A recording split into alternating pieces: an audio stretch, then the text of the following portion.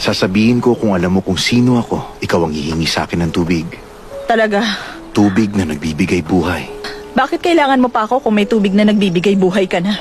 Hindi yan ang sinabi ko. Higit ka pa sa ninuno naming si Jacob na nagpamana ng balong ito?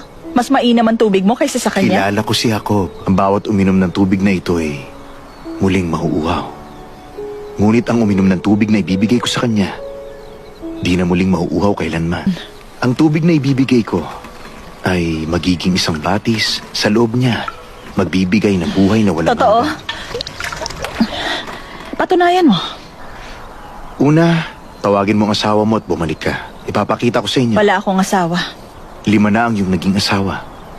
At ang kinakasama mo ngayon ay hindi mo asawa.